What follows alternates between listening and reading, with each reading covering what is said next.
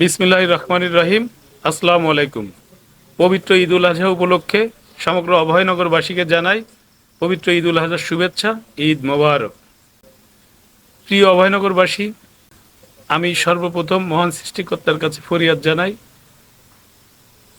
আগামীকাল যে পবিত্র ঈদুল আজহা, ঈদটি যেন প্রত্যেকটা ধর্মপ্রাণ মুসলমানের সুন্দরভাবে অতিবাহিত হয় এবং তারা যেন তাদের কুরবানির মাধ্যমে তাদের সমস্ত হিংসা বিদ্বেষ সকল প্রকার অহমিকা ভুলে তারা যেন একটি কাঁধে কাঁধ মিলে প্রত্যেক মুসলমানের ভাই বোন প্রত্যেকে যেন মিলেমিশে ঈদটি উদযাপন করতে পারে এবং অভয়নগরে এই পবিত্র ঈদুল আজহায় যেন কোনো অপ্রীতিকর ঘটনা না ঘটে।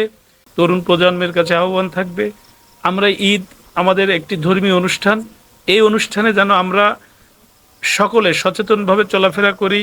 রাস্তাঘাটে মোটরসাইকেল বাইক আমরা যারা খুব রাফ গাড়ি চালাই, প্রত্যেক পরিবারের কাছে প্রত্যেক ভাইদের কাছে আমার অনুরোধ থাকবে, প্রত্যেক ভাই এবং প্রত্যেক পরিবার তার সন্তানকে যেন বাড়ি থেকে বেরোবার আগে, যাদের বিশেষ করে মোটরসাইকেল আছে বাইক আছে, তাদের যেন বুঝিয়ে বলা হয় একটি জীবন চলে গেলে কিন্তু এটা ফিরিয়ে আনবার ক্ষমতা আমাদের কারণ নাই।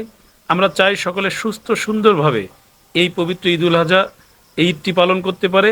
সর্বশেষ অভয়নগর এর প্রত্যেকটা মানুষের কাছে, শুধু ধর্মপ্রাণ মুসলমানরাই নয়, প্রত্যেকের কাছে আমার অনুরোধ থাকবে, প্রত্যেকটা মানুষের কাছে অনুরোধ থাকবে, আমরা যেন প্রত্যেকে একটা ভ্রাতৃত্বের মন মানসিকতা নিয়ে, একটি সহনশীল মানসিকতা নিয়ে আমরা যেন আগামীর অভয়নগরকে একটি সুন্দর পরিচ্ছন্ন এবং সুন্দর একটি অভয়নগর উপহার দিতে পারি এবং আমাদের অভয়নগরে যেন সবসময় শান্তি বিরাজ করে, এটাই আমাদের প্রত্যয় হোক এবং এই প্রত্যয় নিয়ে যেন আগামী দিন আমরা অভয়নগরের মানুষ একসঙ্গে চলতে পারি।